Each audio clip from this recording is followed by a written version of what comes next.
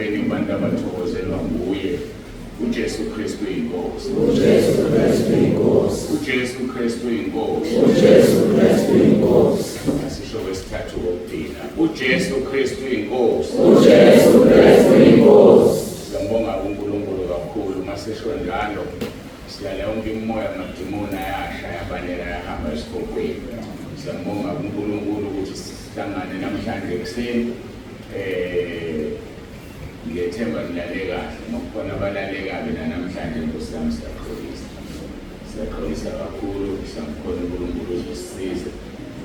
Amaphutha awenzekile angabuye aphinde enzeke.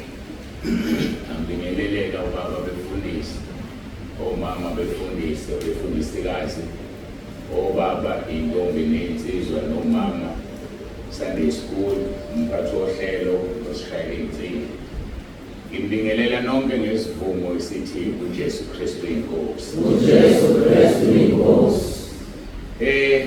Usuku lokugcina lelo ngifika njengoPetro, ngizizwa nginjengaye ukuthi ngesikhathi besentabeni uJesu ekhazinuliswe bangashela uEliya noMose, wathi uPetro masakha amadokoda amathathu ukuba singabe sahamba la ngisho kumnandi ayibona nokuhle obakukhona.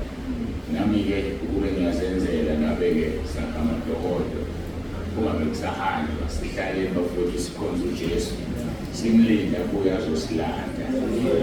Mhlawumbe nje mabe singahlala bezophoqeleka ke sebehlezi laba abantu bangilindile kumele ngililande manje-ke hayi kufanele impilo iqhubeke sihambe semakhaya. Sibonge kakhulu, sijabula kakhulu ukuthi nikhona nonke, kodwa kuyona inkonzo yami yokubonga. Inkonzo kaMnumzane ngiyathemba ukuthi uzoyenza ngesikhathi esifanele. Kodwa nje siyabonga kakhulu nonke enifikile nani eniqalayo ukufika. Ngiyakholwa ukuthi nobuye nibuye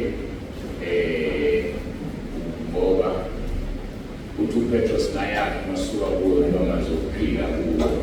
So la-ke kunamazwi okuphila, ingakho sinekhaya lethu.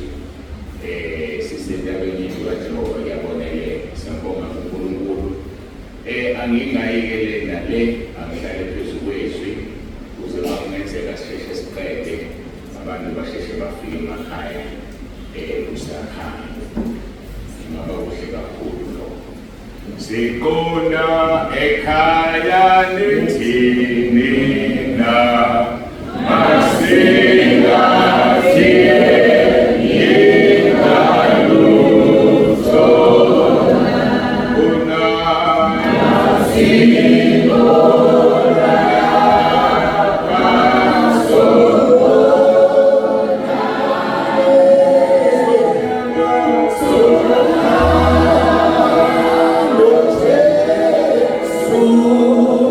Oh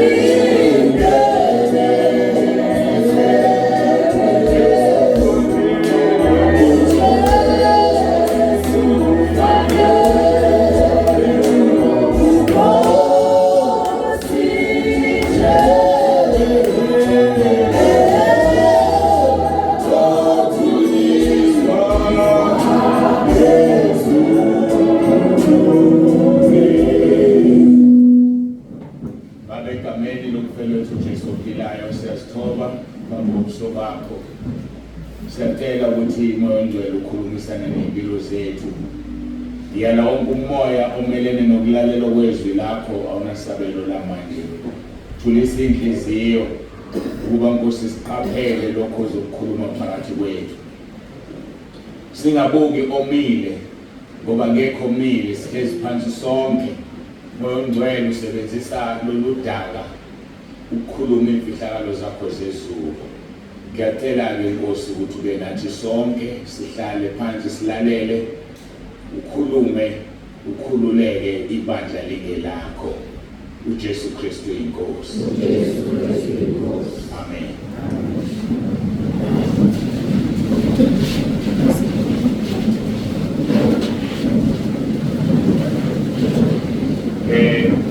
Konzo yokudinakele sikhulumile kabanzi uJona esesiswini senhlanzi enkulu izinsuku ezintathu nobusuku obuthathu. Kodwa ngasifikanga uJesu esemathunjini omhlaba izinsuku ezintathu nobusuku obuthathu. Sizovula izwi lenkosi uMathewu chapter 12 verse 40 izwi lethu esiqhubeka nalo.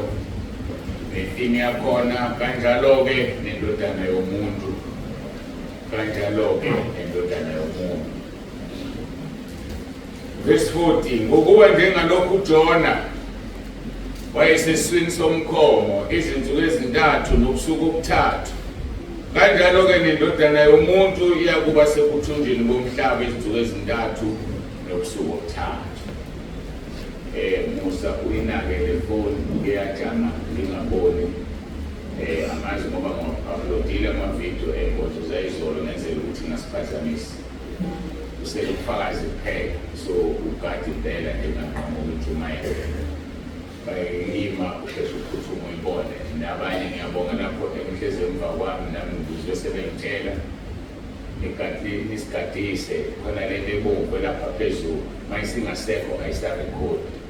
So nothe ukuqhela nje uma ulokhu uthi mhla ubona ubomvu ungasekho umthinti uzobe ingasarekhodi. Ngiyabonga. Simbukile-ke uJona kakhulu enkonzweni number 4. Ngoba indlela engizibala ngayo angizibali ezabefundisi ibala lezi uNkulunkulu anginikeze zona. Konzo number 4 sikhuluma ngalesi sihloko siqale ngolesine. ngolesihlanu ngakhuluma inkonzo ezintathu which was 2, 3 and 4. U5 and 6 wayizolo inkonzo zona kodwa sihlangene nalesi sihloko. So sesikunkonzo number 7 kuba siphoqele lesi sihloko. So sidine ukukhuluma ngaso inkonzo number 4. Sibuke kancane-ke nokho umkhuleko kaJona awukhuleka esezindaweni ezimbili. Umzimba usethuneni eliyinhlanzi, umphefumulo wakhe usesihokweni. Ngizokhumbula-ke sidine sesikhuluma ngabantu abangamathuna ngoba kwahambela iy'ngane emzimbeni yabo kwashona iy'ngane. Abantu abangamathuna-ke labo. Kusalile ukuthi sibuka abantu abesifazane njengabantu abanamathuna, abantu ababulala iy'ngane kuqala amadoda. Isalile leyo nto uNkulunkulu afuna ngikhulume. Uma ufunda uGenesis 38 uqala kuverse 6 uya ku-10 sithola lapho indoda enguJuda enamadodana amathathu. Kwakunjalo-ke kwaJuda noma kwa-Israyeli ubaba owayethathela inkosana yakhe umfazi. Njengoba yenza u-Abrahama wathathela u-Isaka umfazi. Isaka wambona nje sembona ebuya nenceku yakhe u-Abrahama wajabula. Ukuthi akufani-ke nowethu. Lithi-ke iBhayibheli verse 6 uJuda wathathela izibulo lakhe umfazi. Emva kwalokho uNkulunkulu akathokozanga ngezibulo likaJuda wayeseyalibulala. Asisazi sono asitadisho. Isiko-ke lalithi inkosana iyohlala iyinkosana. Akufani nathi la uma isifile inkosana ifa liyadlula lidlulele kolandelayo kuba uyena osefana nenkosana. Kwakungenzeki lokho, inkosana ihlala inkosana. So kufanele umfana wesibili angene unkosikazi walo wokuqala oseshonile. Iy'ngane ezitholakala lapho ezikamufi ezalowokuqala, akusona ezalomfana lo wesibili. Yize ukuthi kusetshenziswe yena ukutholakala iy'ngane, uvusa umuzi womfowabo. Uma-ke yena efuna ezakhe iy'ngane uzothatha owakhe unkosikazi, aye kowakhe athole iy'ngane zakhe, aye kokamfowabo atholele umfowabo iy'ngane, ukuze lezi y'ngane zihlale ziyindlalifa sineqondo endaba. Bese-ke kwenzeka-ke ukuthi-ke athi uJuda-ke umfana wesibili usela umfowenu inzalo, ashoneke umfana-ke umkamfowabo. Mase behlangana, ngiyakholwa ukuthi ilanguage ephakeme kodwa iseBhayibhelini injobe ilingana. Mase behlangana abesechitha emhlabathini, bayichitha emhlabathini athukuthele uNkulunkulu abesembulala naye futhi. Umbulalelane na ngokubulala iy'ngane, ilapho la ngikhona. So-ke amadoda wona oqala abulala iy'ngane ngokusuke engakakhulelwa umuntu wesifazane. Ma uhlela umndeni noma usebenzisa ijazi noma wenzani uthitha ngaphandle uyabulala. And-ke ngokukaheli laphaya makufundwa kuthiwa owesilisa unenqwaba yey'ngane ngaleso sikhathi esisodwa osuke uthitha ngaso. Ngamanye amagama-ke owesifazane normally u-abhortha ingane eyodwa noma amawele. Wena mawenza leyo nto ubulala isizwe, ubulela inqwaba, wena onesono esikhulu umuntu wesilisa. Bendlula-ke ngoba izolo umbese usika uhlangothi olulodwa lwasala lolwamadoda. Ngifuna nolwamadoda bazi ukuthi bona bawesi kunabesifazane. Siyadlula-ke lapho. Yakhuleka-ke le ndoda, umzimba wayo usesiswini somkhomo, umphefumulo useshiyole endaweni yemphefumulo ehambile emzimbeni, isebheru leso. uJobe-ke uma eyithaza uJobe, hayi uJona, uJobe uma eyithaza kuJob number 10 noma Job chapter 10, ethaza ishiyole indawo yabafile ngoba kufuneka siyazi, ngoba abanye bethu kodinga kuyona. Uthi kuverse 20 no 20 kuya ku22, imihla yami ayingcosana na, makapheze angiyeke ukuba ngithokoze kancane, ngingakayi lapho ngingasayi ukubuya khona, izwe lobumnyama nelomthunzi wokufa, izwe lobumnyama obunjengesigayigayi nelomthunzi wokufa nelesiphithiphithi, lapho kukhanya kunjengobumnyama, injalo kishiyona isihogo. Isihogo-ke uma ufunda kahle, isihogo sihlukene kabili. uNkulunkulu-ke noma uJesu okhetha ukuthi wena uma uhambe esihogweni uzoqalaphi. Asikhulumi la ngethibili lomlilo la kuyophonswa khona bonke abantu emva kokwahlulelwa. Sikhuluma ngesihogo, a place of torment. Kuyenzeka uyofakwa emlilweni uyosha, noma uye la ilangabi lingekho khona uhlushwe ngenxa yesono sakho. Uthola ukuthi uyahlupheka njengalento le engeke ngiyikhuluma ukuthi uma umuntu onengenaso isimilo, ngaba wesilisa noma wesifazane, laba inkosi esike yabathatha yawubakhombisa esihogweni, kunenyonga eney'mpikile umhlane wonke, olala nayo ingena esithweni sakho sangasese, iyashisa ngoba kusesihogweni iy'nsimbi ngamanye amagama, iyakulimaza esithweni sakho sangasese. Ungowesilisa noma owesifazane, ingena esithweni sakho sangasese, iphumela ithanda khona emzimbeni, ijike ibuye liyongena. That is a torment. Uyahlushwa ngesono sakho kusenze emhlabeni. Abe bephuza mabengezufakwe la ngabeni baphuza utshwala okubashisayo akafuni kodwa uzithole ephuza ujike bufane nesibabu sho njalo baba uMkhize kuyashisa lokutshwala ngoba ukukhonzeni wena utshwala. So yonke into okuyikhonzile emhlabeni kuthiwa abahlebayo ulimi selukhulu lungaka uyahlebe ngasafuna ukuhleba. So ke ngama amagama akusho ukuthi uma esihogweni emlilweni kuphela bakhona bazosha ingakafiki ichibi lomlilo khona bazohlushwa ngenxa yezono zabo ukuthi bahlushwe nje kuphela bahlushwe. So ke ishiyoni ke le ilapho ke wayekhona uJona iphepha selivuleke kwenye indawo ngiyabona seliyamlahla. So ke uthi uJobe izwe lobumnyama obunjengesigayegaye nelomthunzi wokufa nelesiphithiphithi ngoba kuyaphithizwa lapha. Uma usha ula kusha khona uyasha iphele inyama kusala amathambo kube skeleton esikhalayo esikhulumayo esikhuluma indaba sikhala.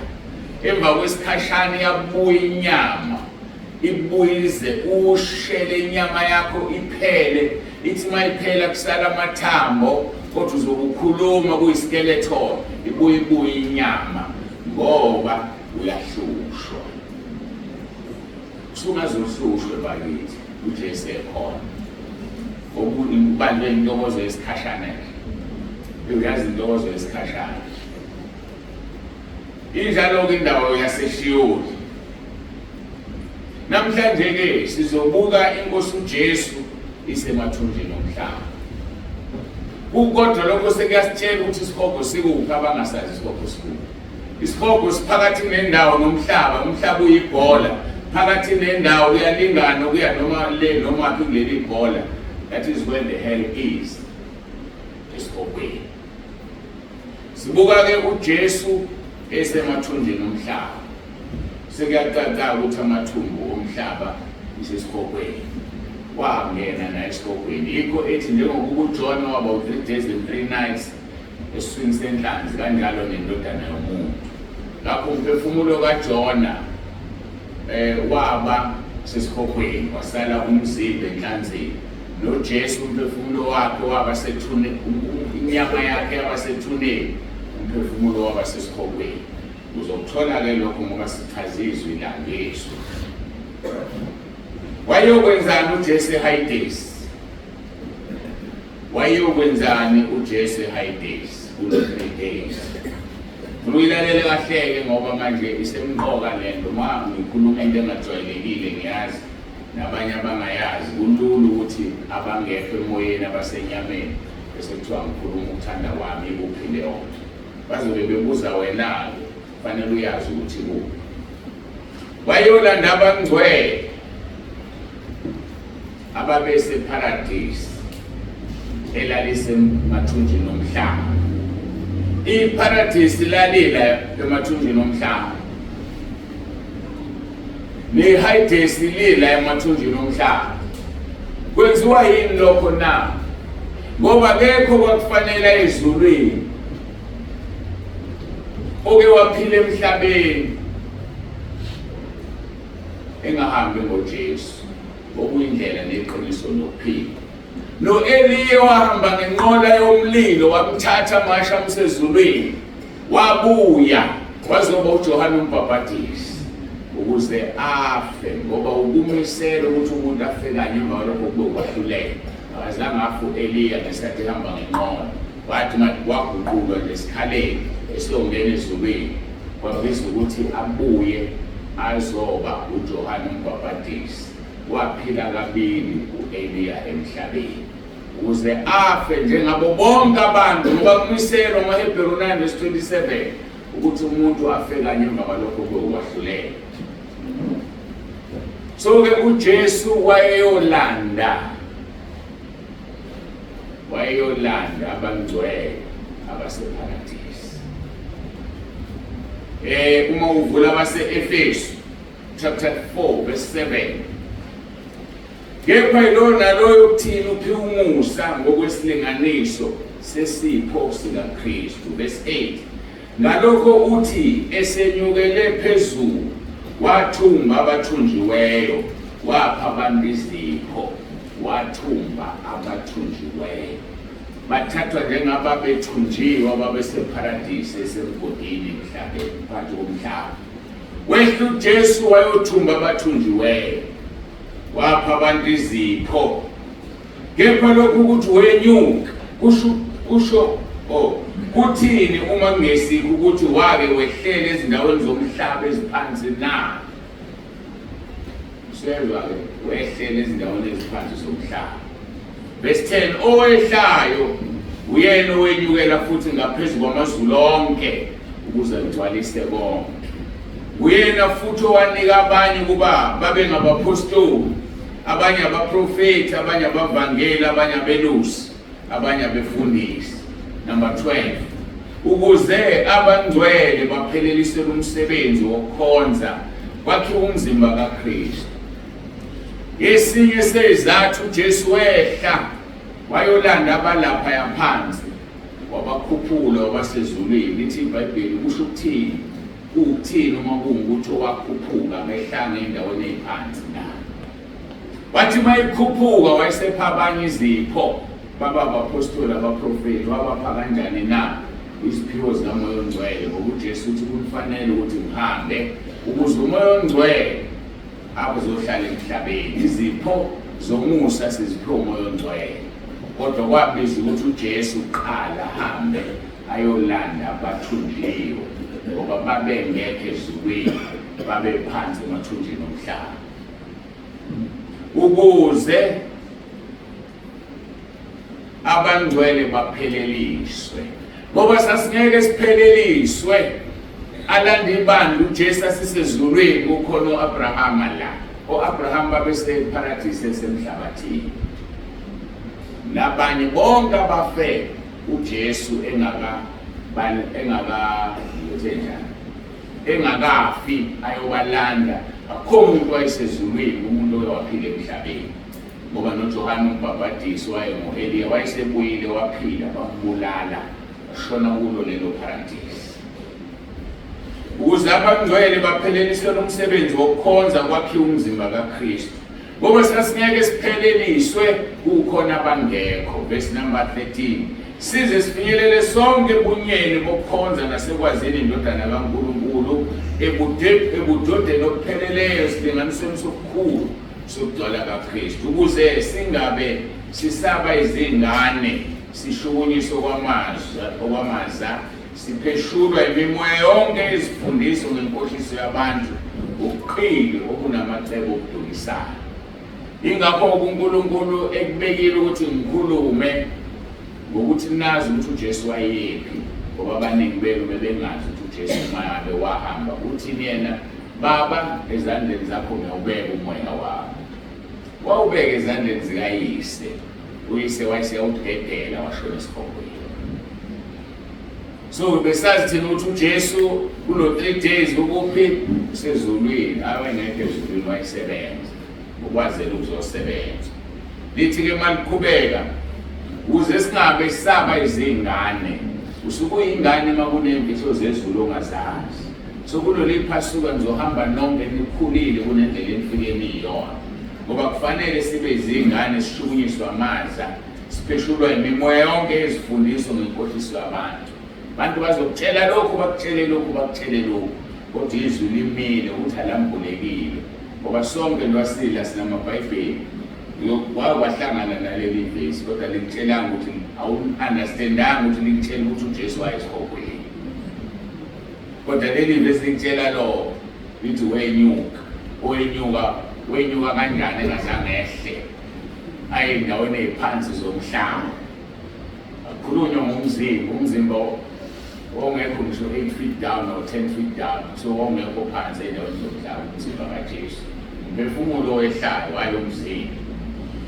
Verse number 14. Ukuze singabe saba izingane sishukunyiswe kwamaza sipheshulwa imimoya yonke ezifundiswa ngenkohliso yabantu ngobuqili obunamacebo okudukisayo. Verse 15. Kodwa sithi sikhulume iqiniso ngothando sikhulele ngakho konke kuye oyinhloko. Siyakhula sikhulela kuye oyinhloko. Ungakhule ngathi ingane yasehlathini. Khulela kuJesu. Grow in him. Ukhulele kuye, ngazi ngizosebenza lokhulini kuzo. Khulela kuJesu, iminyaka yakho mawuqhubeka uyibala, ayibale ukuJesu uhlezi kuye namazwi akhe ehlezi kuwena. Verse 15, kodwa sithi sikhuluma iqiniso ngothando sikhulele ngakho konke kuyo inhloko uKristu okungayo umzimba wonke uhlanganisiwe ubambene ngokwelekelelana kwamalunga onke awo njengokusebenza okulinganiselwe yilelo nalelo lungu kukhulisa umzimba ube isakhiwo othandweni. Sekhuluma ngomzimba kaJesu. Sonke njengoba singamalunga omzimba kaJesu. So masinamalunga omzimba kaJesu asikhulele kuwo lo mzimba. Ngoba ongakhulelanga kuwona uzosiphazamisa. Let me make an example. Uma usebenza ngandlela thize noma ube nesifo umanyolo ingalo, bayakwenza lokho abelungu, thathela imali yokufakelwa ehamba ngama-battery enezandla mhlawumbe noma ezimbili noma ezintathu, uyatosha ngayo khona wenze lokho okwenzayo. Kodwa ngoba ayikhulelanga kulo mzimba ngeke isebenze njengalesi singapha. So ngakho-ke bazalwane, umzalwane nomzalwane akakhulele kulo mzimba kaKristu. Usuqhamuka uzosijoyina esikhaleni ngoba uzofana ne-artificial limb emzimbeni kaJesu usasiphazamisa. Ngakho-ke ngiphinde 16 okungayo umzimba wonke uhlanganisiwe ubambene ngokwelekelelana kwamalungu onke awo njengokusebenza okulinganiselwe yilelo nalelo lunga noma lelo nalelo lungu. So kusho ukuthi sonke sabelwe ukusebenza ngendlela yethu.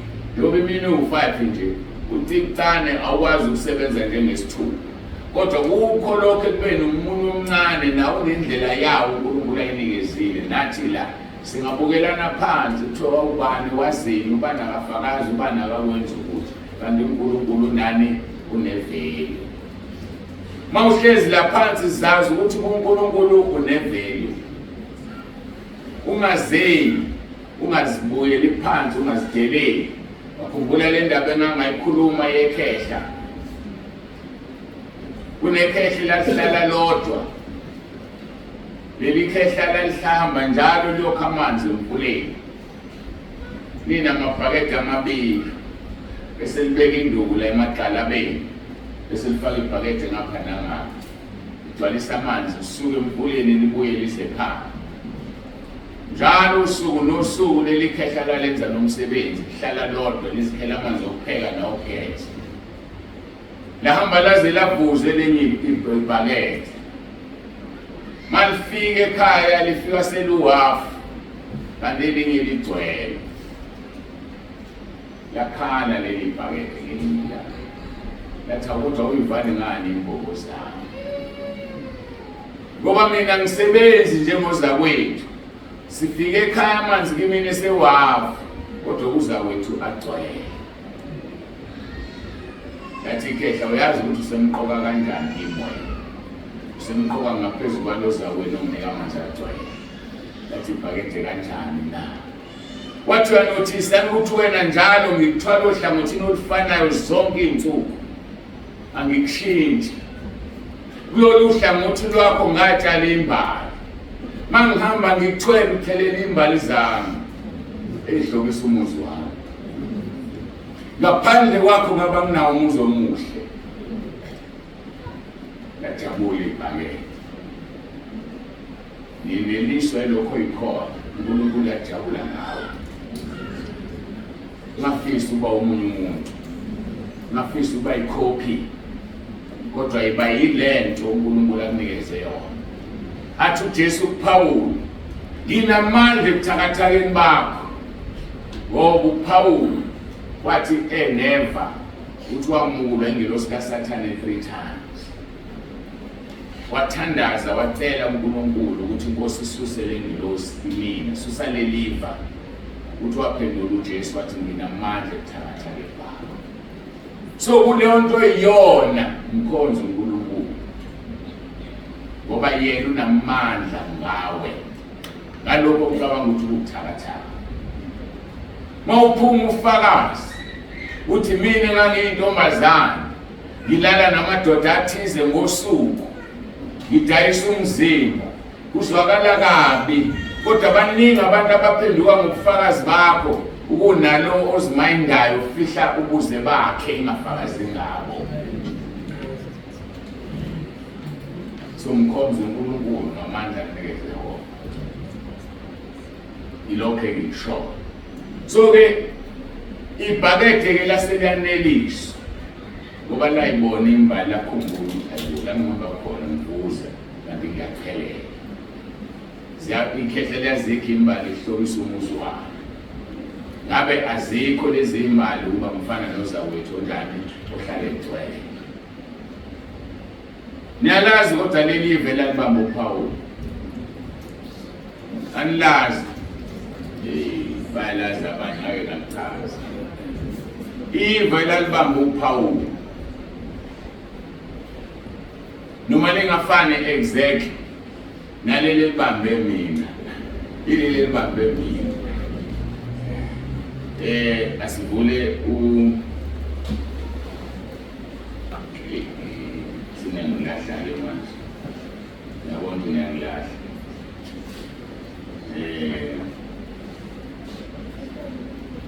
Ayikusingi kwenye indawo fanele weyifunayo la.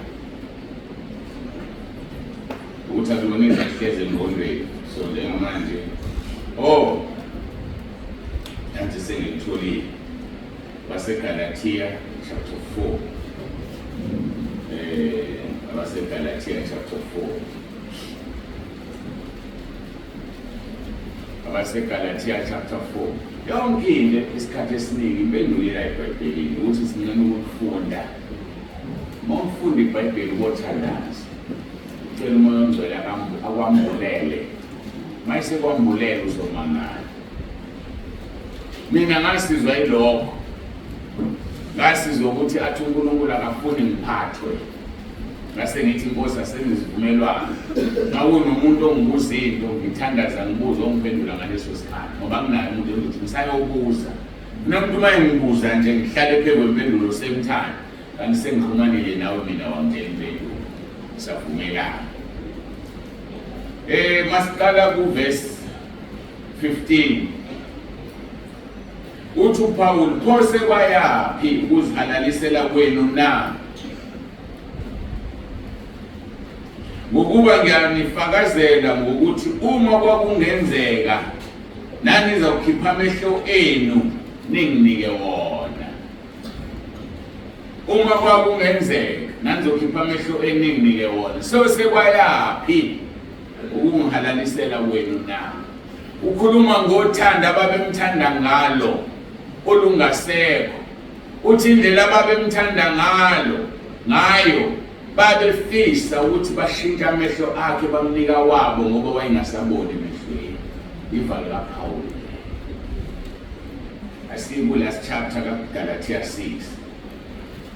Bese on NIV angivulele uGalatia 6 uzofunda uverse 11.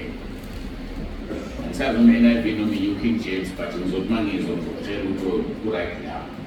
Uthi uverse 11 ake ngibone ukuloba okungaka engilobele ngakho ngesandla sami.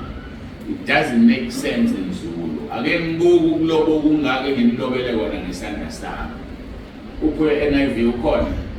Naye phambi isandla ngikuthuma mic badumise. Ngephambi masehlisa isandla baze babone. Usifundela isiZulu lesibheke eceleni. Ake ngibone ukuloba okungaka engilobele ngakho ngesandla. Usho ezifu ngilobele izinto eziningi. Ake ngibone ukuloba okungaka. Funda.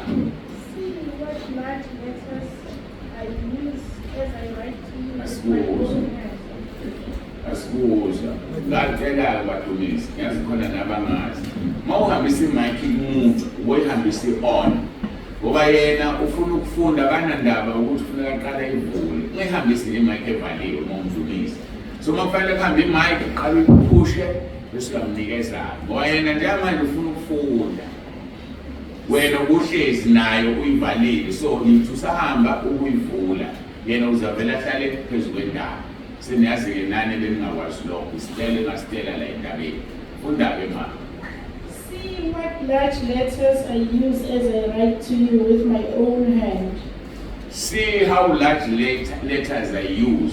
So ngamanye amagama umuntu ongaboni kahle emehlweni, angithi suke ufuna ukuyibona ayibhalayo, ubhala ngamagama angakanani amakhulu. So uPaul wayengasaboni kahle emehlweni asefiphele, wayibhala ngamagama amakhulu. See how large letters I write to you. Ngoba ethi with my own hand, kusho ukuthi wayehlale ebhalelwe noma bhalanga. So le ncwadi yaseGalatia uyibhale yena ngezandla zakhe, esebenzisa amehlo akhe angasaboni, wabhala amagama amakhulu. So ivela lisenyameni kaPaul kwakungaboni. Uthi-ke ngapha ku-chapter 4, pho sekwayaphi ukuzihalalisela kwenu nango ukuba ngiyanifakazela ngokuthi uma kwakungenzeka nanizokhipha amehlo enu ninginikeze wona. Next siyahlangana lento asiyeke ngoba seKorinte besibili chapter 12 siyoyizwa-ke lapha siyasekeleka indaba yami yebhakede ukuthi yaneliswa lento iyona. Chapter 12 siqala ku-verse 7. Chapter 12 verse 7. Ubona-ke amadoda eduze wami ngiyawesaba nami nabona ngasabisa ngihlanda ukuthi ngiyazi takho lutho la enqolweni. Uthi verse 7, ngalokho ukuze ngingaziphakamisi kakhulu ngobukhulu bezambulo nganikwa ive enyameni ingelosi kaSathane ukuba ingimukule ukuze ngingaziphakamisi kakhulu. Verse number 8, ngakho-ke nganxusa inkosi kathathu ukuba isuke kimi le ngilosi. Inkosi yathi kimi, umusa wami ukwanele ngokuba amandla ami aphelelisiwe ebuthakathakeni bami. Wazikhulekele funa amehlo akhe abone. Njengoba ngithi ivalo kaPaul lifana nelama, ngikwazi ukufunda iBhayibheli ibuko ongasifakile. Sengathandaza ngakhathala ngayeka. Ngase ngiyaneliswa ukuthi nami unamandla ebuthakathakeni bami. Baningi ngibakhulekela bengaboni vuleka amehlo. Kodwa mina ngikwazi ukuyikhulekela amehlo amavuleke. Asidluleke seniyalazi ivalo kaPaul. Fundani bafowethu umthelo uMongcwele sithi izolo usikade confirm ukuthi khona abagcwaliswe nguMongcwele lo kade ngikhuleka. Abanye abazibona abazi ukuhamba kwensuku uzobona kushintsha izinto wena. Usiwazi ukuthi wawathola uMongcwele endabeni ngomhla ka-19. Asibuye-ke siqhubeke nendaba yethu. Lesikhuluma ukuthi wayolanda abangcwele ababeseparadise elalisemathunjini omhlaba. Ake sizwe kahle-ke leli paradise linjani. Ubaba uMjutshana mayifika ezulwini etshelwa ngendaba kaLazaro nesitheki ukuthi hawu kanti inkosi into eyenzeka leyo na, ngangithi ukhuluma umfanekiso, wathi uJesu umfanekiso engangikusebenzisa ngangikhuluma into eyenzekile, angikhulumi mina umoya emoyeni. Asibukeke indaba esitheki noLazaro, Luka chapter 16. Angizungena kuyona yonke siyayazi ukuthi isitheki sasihamba sizibusisa sigqoke ingubo angisanoma kuthiwa izimende noma injani. uLazaro ehlezi esangweni lesitheki efisa ukuyisuthisa nemvuthuluka ewetafuleni. Sobuka kuverse 23. Ngoba ngesafa isitheki kwaqala kwafuLazaro kwasekulandela isitheki.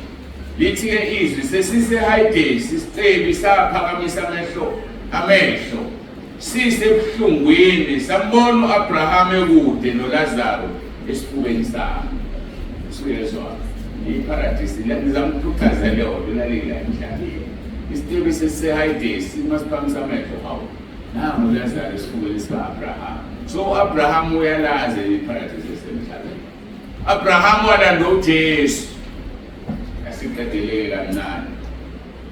Sambona u-Abraham ekude noLazaro esifubeni sakhe samemeza sathi, Baba Abraham ngihawukele uthuma uLazaro adobhoze isihloko somunwe wakhe emanzini aphozise ulimi lwami ngokuba ngiyahlushwa kuleli langa.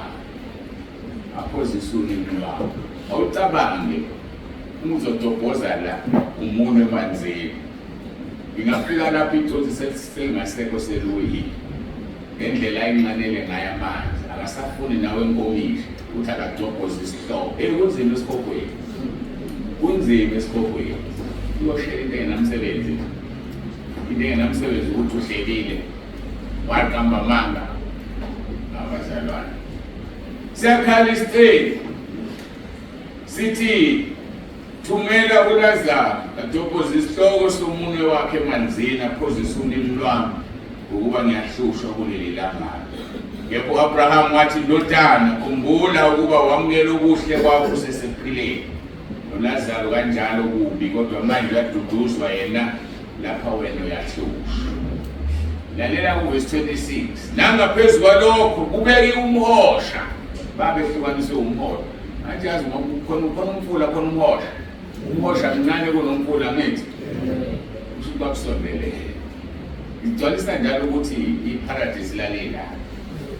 Uzungaqhamusa ukuthi ithatha le ukuthi uJesu wayeshone iparadise lalela emhlabeni. Lapho uthi uLazaro nangaphezulu kwalokho kubeke umhosha omkhulu phakathi kwethu nani ukuba abafuna ukuza lapha abafuna ukusuka lapha baye kimi bangekwenze nabalapho bangaweleli kithi. Babehlonisa into encane kabumhosha hayi umfula. So babebukana nje benakho simasikhamisa amehlo isitephu awunanga uLazaro ebengamnakile esangweni lami uhlezi esifubeni sika-Abraham uyajabula.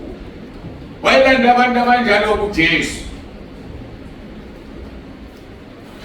Yayolanda bona u-Abraham nabangcwele ukuze kugcwaliseke izwi eliJohane 4:16 lapho ethi uJesu mina ngiyindlela neqiniso nokuphila. Akekho ozoya kuBaba ngaphandle kwami. U-Abraham uqobo uyise wabakholwayo akayange ezulwini kuphela ngoJesu. Asihambi ngomunye sihamba ngoJesu. Ngitsheleke nenye ifoni ke khona ngizokhanyisa la kunyama. Ikhona lapha esikhoneni. Inkuile Musa ifoni sabameni. Kuile khona kwekhona.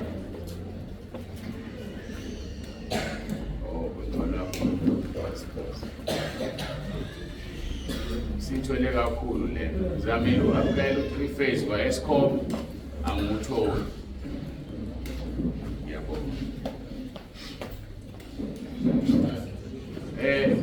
Wisane mensisha ngithi bese nikhuphula 1 1 1 1 bese niyakuthola okuyisayo ukuthi kuphi.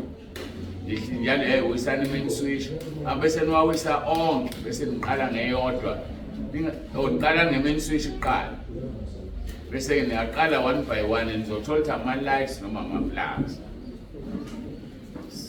Uma kwama-light, uma kwama-plugs, lapho-ke napho kuyasebenza ukuthi ama-plugs are-right, nathi ifeni ijikane.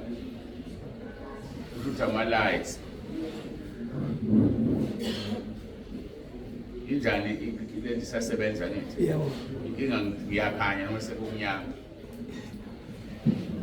Ngiyabuza muthi ngiyabonakala. Yebo. Oh, ayikungile.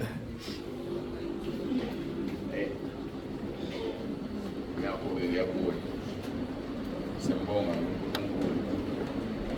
Mothi uSathana sithemba ukuthi ngeke asaqhubeka. Ngikhuluma ke ngokuthi uJesu uthi ngiyindlela neqiniso nokuphila akekho oza kuBaba ngaphandle kwami.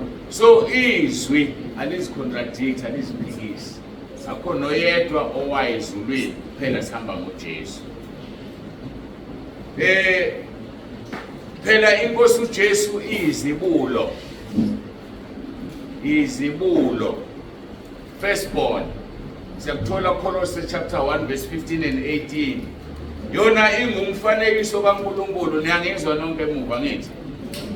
Yona ingumfanekiso kaNkulunkulu ongena kubonwa indodana yakhe izibulo nezidalwa zonke.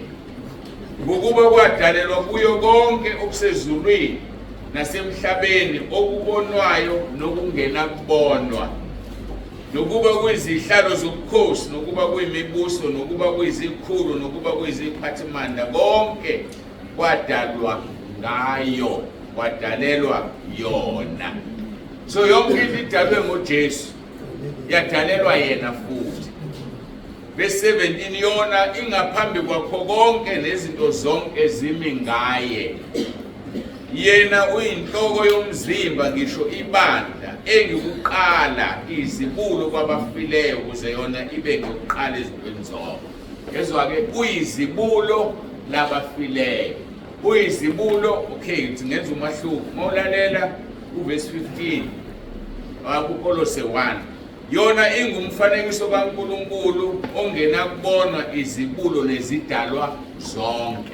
Yonke nje into edaliwe uJesu wadalwa kuqala. Uverse 15 loyo. Mase siya ku17 uxolo ku18. Yona inhloko yomzimba, ngisho ibandla, ingikuqala izibulo kwabafileyo. Uyizibulo kabili uJesu. Uyizibulo ezintweni zonke ezidaliwe 1. Uyizibulo kwabafileyo because uyena oqala wavuka, kaze kuvuke umuntu wafayo. Akekho wavuka wafayo evuka ngaphambi kukaJesu. Ngoba noJona esithi wayefile, ngesilungu kusetshenziswa igama ukuthi he fainted, waquleka. So ngesikhathi esevuka inhlanzi yomkhipha ngaphandle, wayengafile, wayiqulekile, ukuthi ukuquleka kwakhe kwakuthatha umphefumulo kwawubeka esihogweni.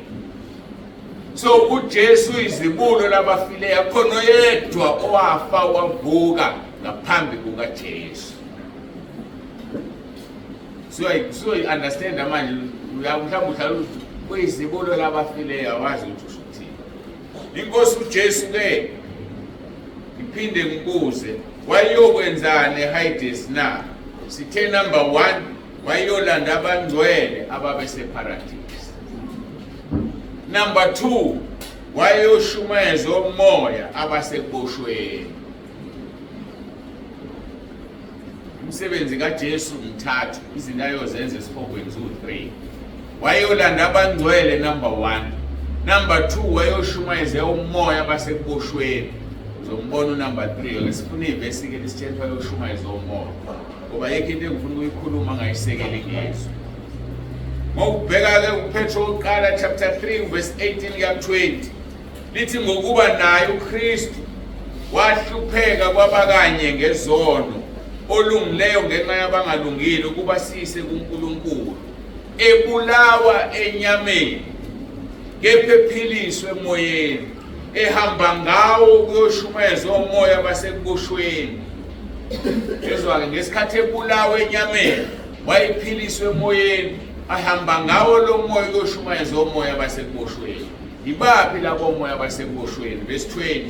Abakade bengalaleli lapho ukubekezela kaNkulunkulu kubalindele ezinsukwini zikaNowa, umkhumbi usakhiwe. Ngesikhathi eshumayela uNowa ethi asakhele umkhumbi kuze uzamthola, uNowa wayeshumayela. Laba bangamnakanga bathola ithuba lesibili, wahamba uJesu yobashumayeza ukuba baphenduke abasekhaya ezulwini. Naye-ke uJudas Iscariot walithola ithuba lokushunyezwa lapho. Abanye-ke mabehumusha bathi uJuda njengoba wafa wazilengisa, just before uJesu naye afa wayosho ethi, hey, yezi indodana kaNkulunkulu iyangilandela, nilalele niphenduke. Anginalo iqiniso lalokho ngoba ngithole isibili. Bathi njengokuba uJesu weze emhlabeni kwabe kuJohane uMbhapatisi kuqala, wathi kuyizwi lomemeza ehlane, wathi uyezwa ozemva kwami engakwazi ukuphatha incathulo zakhe, uzolibhaphathisa ngomoya nangomlilo. So uJohane wayememezela ukuza kaJesu, bese bethi-ke uJuda wayememezela ukuza kaJesu kule mimoya esekulahlweni. uJuda walithola ithuba lesibili lokuphenduka. Kodwa limnandiswa. Ngalizwa ukuthi limnandi. Kodwa istatements esibili anginalo iqiniso laso. Ukuthi wayeyomemezela uJuda. Kodwa ngikwazi ukuthi walithola ithuba. Asingakwazi-ke ukuthi walisebenzisa yini. kodwa amathuba amaningi awukwazi ukuthi ususekele kangamalisebenzisi. Abanye-ke bagcina sebeconcluda bethi uJuda usezulwini. Angazi-ke ngoba kuveli lokho, kodwa iqiniso lithi walithola ithuba bonke abantu abase befele ezonweni, uJesu wabashumayeza kulo 3 days. uJona wayesesihogweni ekhala ehlupheka ekhuleka, uJesu wayesesihogweni eshumayela.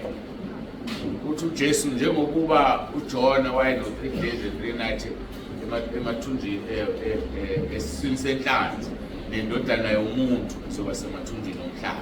Usiyabona ukuthi why ngithe uJona wayeluphawu lukaJesu, ngoba kunemsebenzi abebeyenza okaJona kwakukuzikhalela. Lo nathi kufanele siwusebenzise singakaphumi kulo mzila, kodwa uJesu wayolanda imphefumulo. Asiqhubeke nevesi likaPetro siliqede. Buyela kuvesi ayambuyele kuvesi 18. Ngokuba naye uKristu wahlupheka kwabakanye ngezono olungileyo ngenxa abangalungile, ukuba sise kuNkulunkulu ebulawe enyameni kephephiliswe emoyeni, ehamba ngabo ukushumayeza umoya basenkushweni, abakade bengalaleli lapho ukubekezela kaNkulunkulu balindele ezinsukwini zikaNowa umkhumbi usakhile, abasindiswa ngawo abayingcosana kungukuthi abawusishiyagalombili basindiswa ngalomkhumbi. Elisindiswa ngawo nani manje ukomfanekiso kungukuthi ngumbhabhatiso. So uzamtholo uhunyushwa njengombhabhatiso owawuzosindisa abantu abangalinanga ekhehlele uNowa, wangena nabantu abawu-8 basindiswa lowo 8. Selithi izwi-ke nani emsindiswa ngawo ngokomfanekiso wombhabhatiso. Yingakho ethi uJohane umbhabhatisi, nzalo yezinyoka, ubani omtshela ukuthi balekelani ulabo oluzayo na? Athi uJesu kuMarko 16:16, okholwayo abhabhadiswe uzosindiswa, kodwa ongakholwa uzolala. So uma ukholwa ungakazi umbhabhadiso, okumbhabhadiso ohunyushwa njengomkhumbi wasindisa abantu ngesikhathi sikaNowa, ngeke usindiswe. Kodwa wakithi iBhayibheli yathi liyahlangana.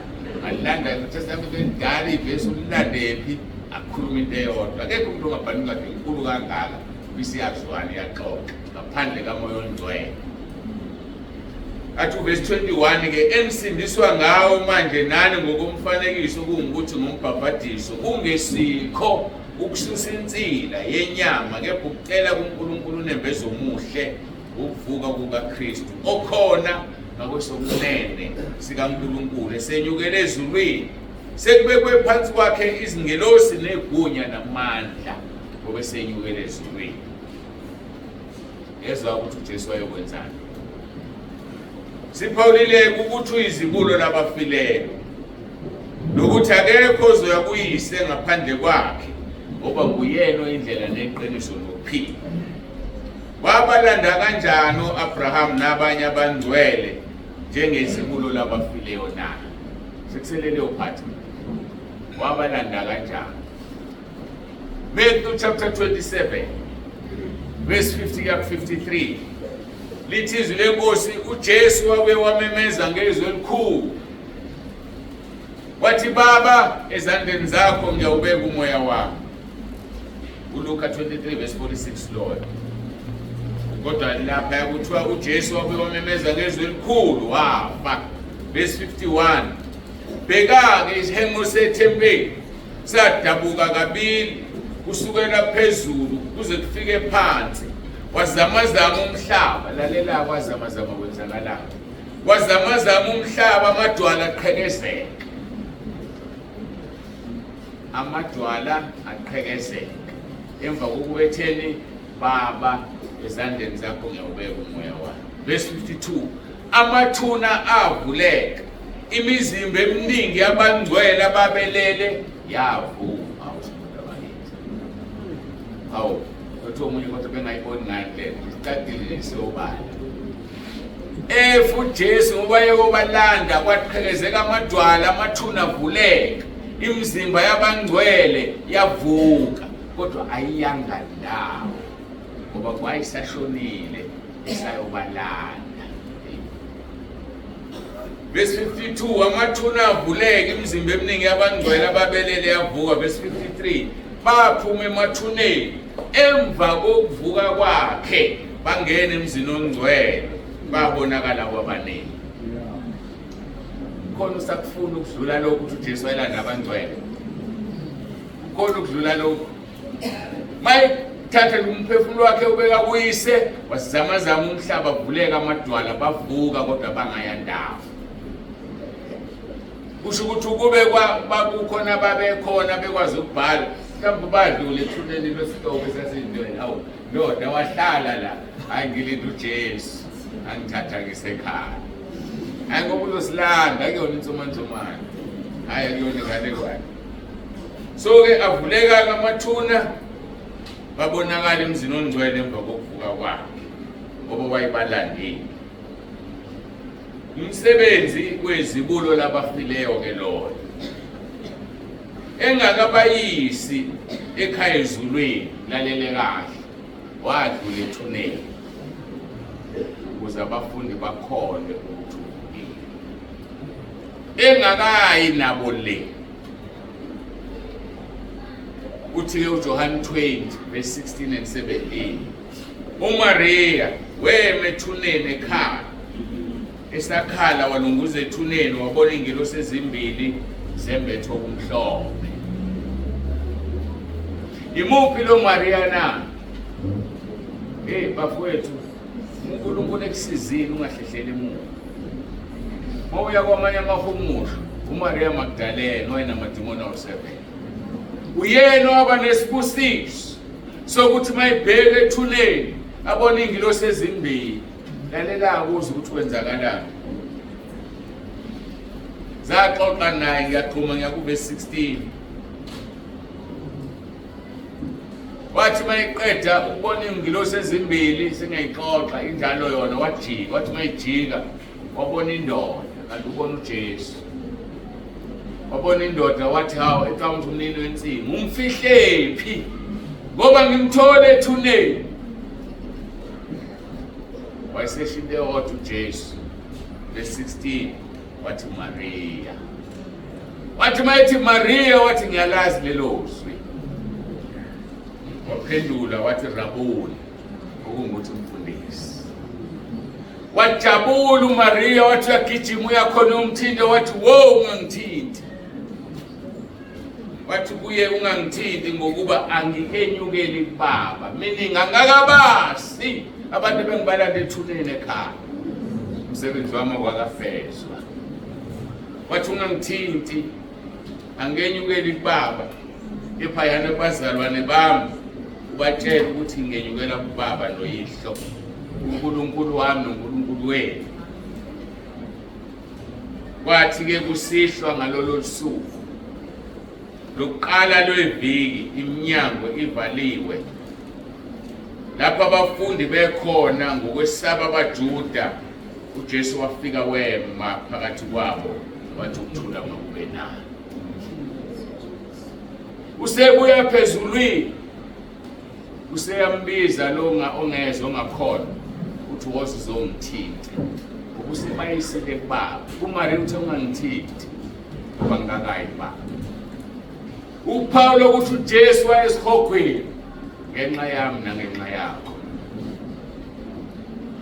wayolanda imphefumulo elahlekile wayolanda abangcwele wabathatha wayisakubaba so singasazi sisazolandwa nathi wayengeke abalande laba yabesakhohlwa ithini isiphilayo siqhubeke nodaba lwethu Luka 24 verse 41 ya 43 kepha bengakholwa isiyonakala lento yabo isiyonakala yabo angithisha umusa phoza lapho ayike asiqhubeke ngiyabonga ningibekezelele indaba eshubile ingikhathi senyembezi bese ukhululeka-ke ikhaya lithi-ke izwi Luka 24 verse 41 ngibuyele ku-19 kwathi-ke kusihlwa ngalolu suku lokuqala lweviki iminyango ivaliwe lapho abafundi bekhona ngokwesaba abaJuda uJesu wafika wemaphakathi kwabo wathi ukuthula ngokube kuningi. Mase sibukuhla ngokuthi kaLuka ngoba bekuJohane loyo uthi uLuka 24 kepha bengakholwa ngenxa yentokozo bemangala wathi kubone nakho ukudla lapha na bamnika iqatha lenhlanzi eyosiwe neqa lezinyosi wakuthatha wadla phambi kwabo. Isitshela ukuthini lento? Mawufunda uJohn chapter 3 verse 3 lithi bonke above all verse 2 lithi sesingabantwana bakaNkulunkulu asikwazi siyoba yikho kodwa kunye sikwazi ukuthi siyofana naye. Bese lithi bonke abanalelo themba bazihlambulula kuye ngoba engihlambulukile. Esikwazi siyofana naye. Uma angena odongeni siyongena odongeni. Wadla ukudla. Nalento lefika imangalisi mina ngiyawufisa ulamzimba. Ngoba kusho ukuthi umoya lo mzimba ungena odongeni. Kodwa adla ukudla ungakuboni. Umoya onjani lo? Awubone eswini usekudlile kodwa ungena odongeni akuphuka ngathaba. Nebona umzimba esihlalele bafuthe umhle kanjani. Phela sisazokusa 1000 years emhlabeni nenkosi uJesu. Sibe ngabapriest nababusibayo. Mangidwebela isithombe ukuthi kusho ukuthini lo. Sithatha uRamaphosa being the president of the country. Unama ministers phansi kwakhe, abe nama deputy ministers. So uJesu engumholi wethu. So bese ngababusi naye. So phakathi kwethu khona ama ministers. Phakathi kwethu khona ama deputy ministers. Uzosithuma athi uhambe kuloya muzi. Umuntu wakhona uyagula ufika umphilisi. Sufana nengilosi ufika ungene kuvaliwe. Mawusungenile ubabingelele ube umuntu beqaka ukuthi ungene nini. Bathi basethuka bethiwa ukuthi uyithombe ulethana ukudla ngihle. Udle phambi kwabo abakubona ukudla uphinde uphuma odongeni. Ngoba sizobe sithunywa noma ikuphi kulo 1000 years simsebenzela. Sinemzimba efana neyakhe. Kodwa bonke abanalelo themba bayazihlambulula ubuye. Ngoba yena uhlambulukile. Angazi-ke ukuthi awuthandi yini. Kuthi-ke base bemnika-ke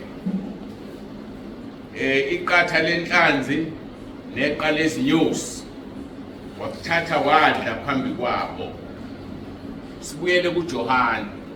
Washintsha kanje amavangeli ufuna ihlangane lento yethu 20 ke manje verse 21 ka 23 khona uJesu wabe wathi kubo ukuthula makube kunina njengokuba bengithumile nami ngiyanithuba. Verse 22 kwathi ukubasho njalo wabaphephetha wathi kubo yamukelana umoya ongcwele. Wasesinikeza into engithathe iminyaka ngiyenza ngiyisaba. Kwazi wakonfirma yena wathi angikubekile Ntsibande ungasaba. Akangibizike ngoNtsibande ngisho kunini ubiza ngegama. Wathi enibathethelela izono zabo bathethelele nenibabamba ngazo babanje. Inzima leyo. Inzima leyo. Ngoba wangifundisa wathi mangivumisa abantu izono nginesono engisikhumbulayo umkhule kwami ngeke ufike kuyisono salowo muntu ngoba uvume ngenhliziyo ekholo yomthethelela sinamathelisekile. Njengoba abantu abaningi bethanda uhambe bevumisa izono engabagcobelanga yena lo msebenzi bathwala izono zabantu. Yikho nabafundisi babone benza izono ezingake ezisabisayo bedlwengula benza yonke into. Ngoba uveleza umzalwane ezoyihlambulula avume naye kodwa yena akahlambulukile. Usedwela izono zalomzalwane nezakhe. Awuvumisi izono ungagunyaziwe umnikazi.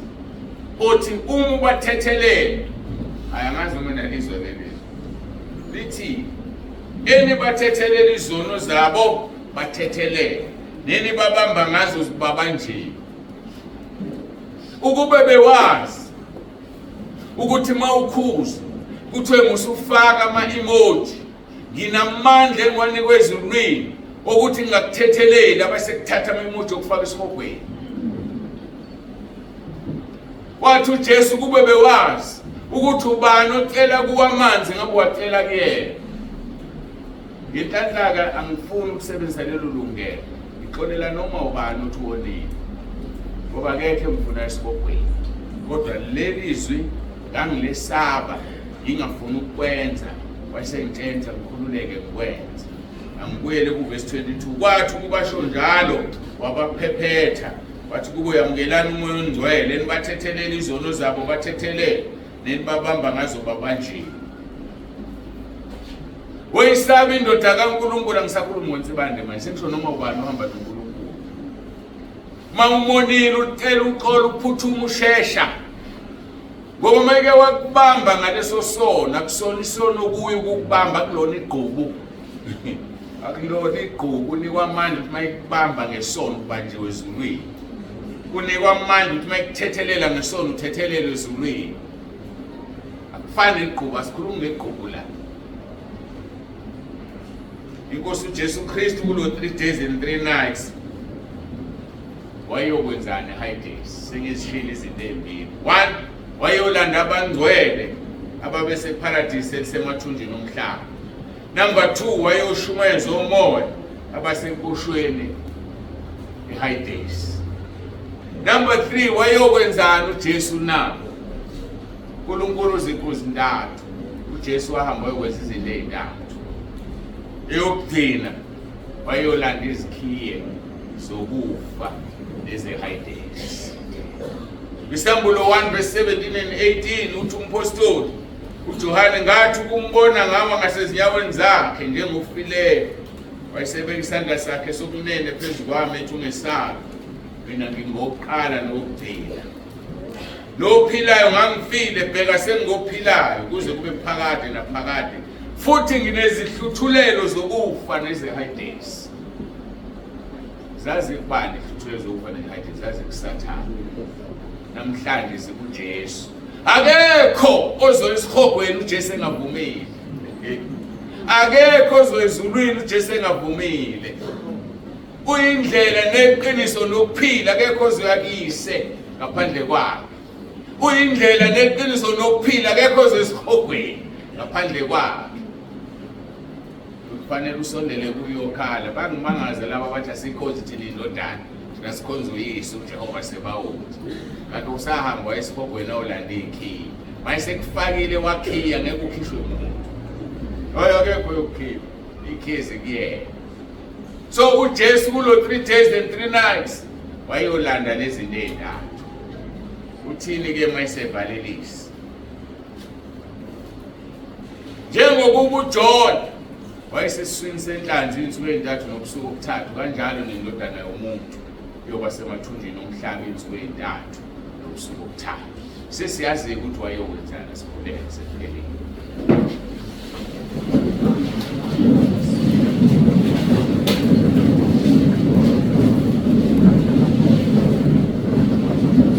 Babonungileyo babongcwele uNkulunkulu nomusa onesihawu. Siyabonga ukuthi uma inkosi uJesu isho kuMathewu 28 ithi ngiphiwa amandla ezulwini nasemhlabeni,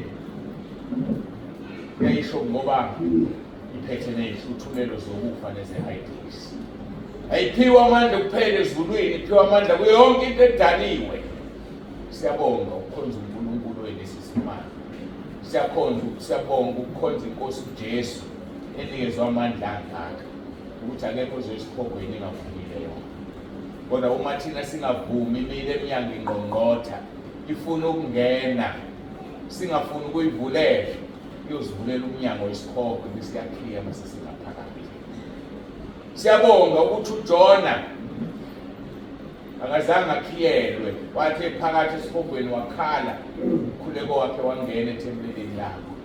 Namanje usenguye lo uNkulunkulu onomusa, onobubelo nesihawu, usiphathi njengokubona kwethu nanjengokwezono zethu. Siyabonga uNkulunkulu wethu onomusa. Siyabonga Baba wenkosi yethu uJesu Kristu.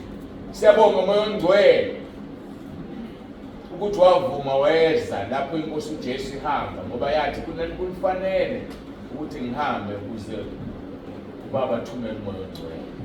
Siyabonga uNkulunkulu wethu ngendodana yakho yasifelayo.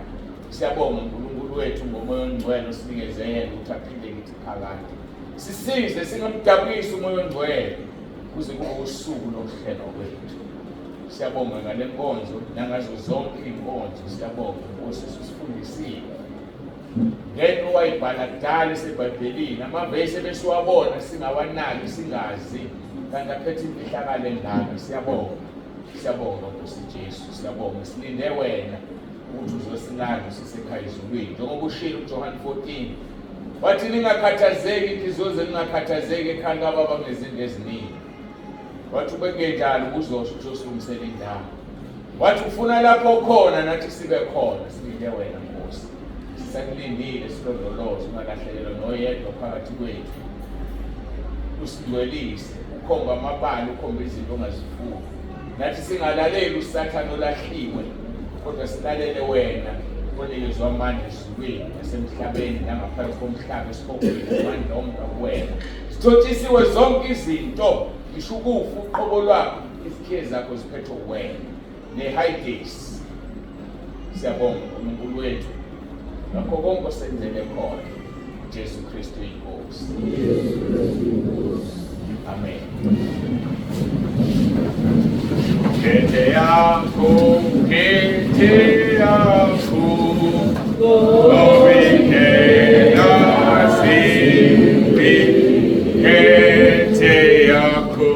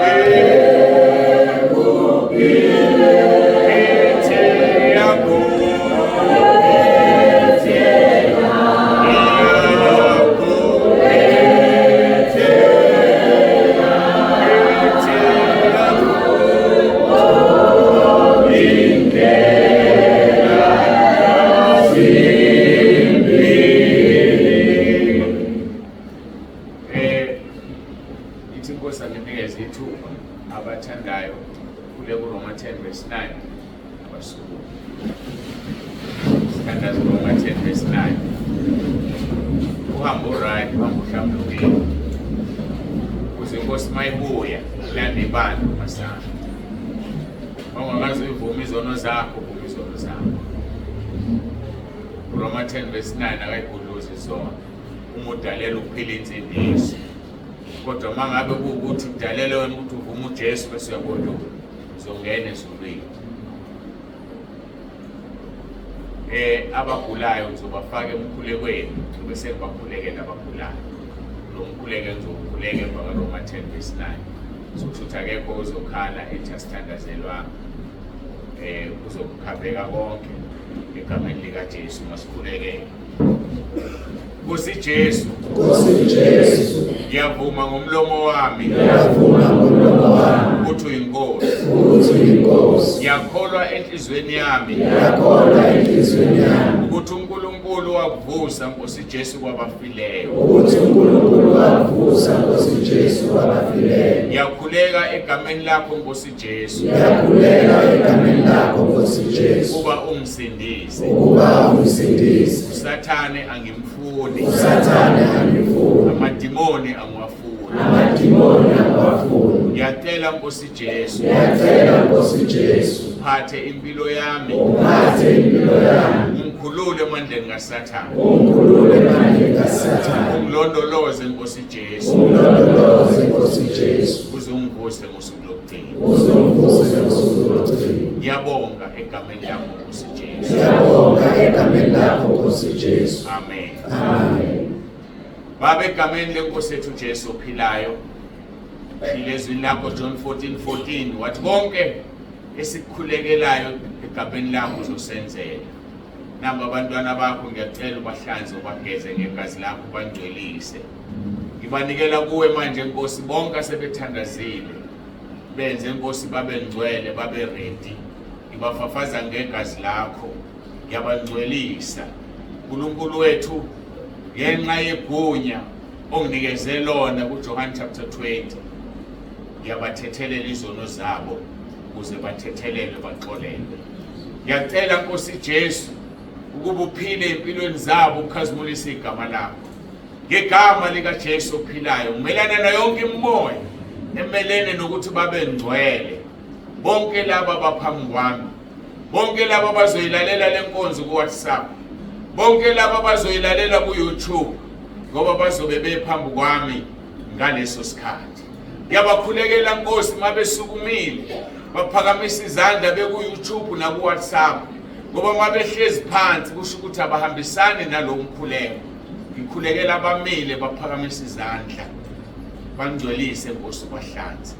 Khulekela abagulayo abanezifo abanamahlala khona ngegama lika Jesu ahamba yohlala isibogweni angahlali kubona. Ngegama lenkosi yethu Jesu Kristu mabaphiliswe. Ngithuma izwi lakho njengokushilo kwiHubo 107:20.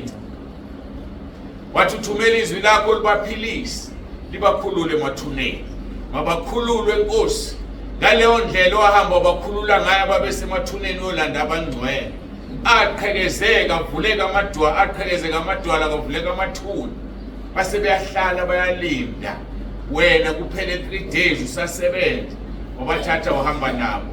Wathi uMaria ufuna ukukwanga ejabule. Wathi ungangithinti ngoba ngingakayi kuBaba. Kodwa ntambama ngalelo langa wangena usubuye ekhaya ezulwini.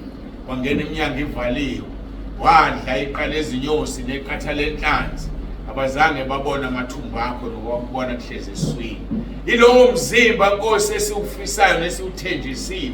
Utheka abanalelo themba bayazihlambulula kuwe ngoba wena uhlambulukile. Namba abantwana bakho Nkosi bahlambuluka bangcwelise.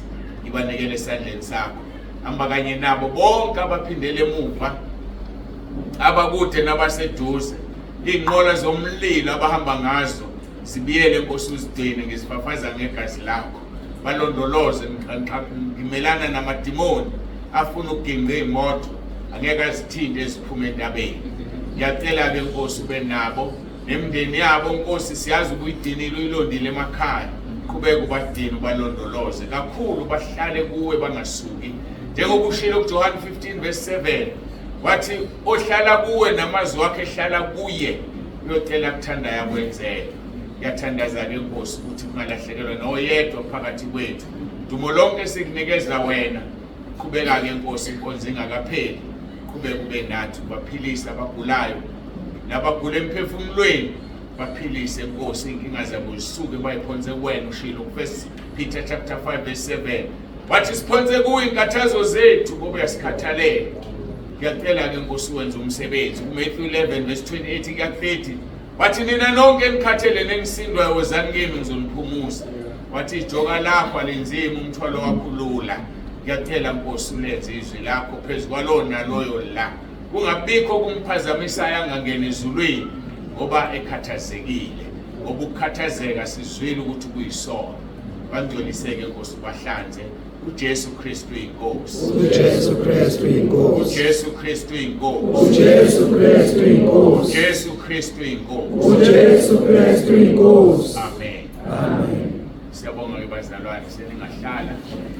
Nami-ke senithi ngiyasuka sengizosuka khona manje. Ufuna ukunivula amehlo. Niyabona ukuthi ezulwini kukude kangakanani. Kukude ezulwini mawuphuma uphuka isibhakabhaka endlela esikude ngayo nelanga endlela elikude ngayo. Kodwa uJesu ekuseni uthi angakayi kuBaba ntambama semdewu sekuya kuBaba. Futhi wevela ngeke afike kuBaba adithile abangcwele aphuthume kubafundi.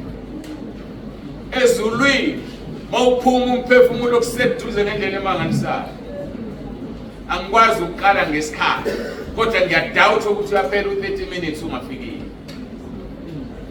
ngoba umphefumulo ugijima njengonyazi, njengezwi lakhe ligijima njengonyazi. Nasesihogweni kuseduze kabi kukude. Manje lento yokuthi mangingcwatsha umuntu uhambe kahle usikhonzele lo muntu yakhala esihogweni yakhe usenenzi kweziwu7 mawukuthi nomngcwabo after 7 days mina ngisathi uhambe kahle ukuzoba idlozi elihle la noma mayendwele sekuyavaleliswa uhambe kahle mama usikhonzele pha akekho lo muntu usekhohliwe nanokuthi uke waphila emhlabeni ubunandi akabuzwe ezulwini. So asiphume nje kulento ukuthi masingcwaba umuntu ukhona la uma efele ekhaya before afike emoshwari umphefumulo usufikile lapha ade sebenzela khona uJesu Kristu inkosi. uJesu Kristu inkosi. Bathothe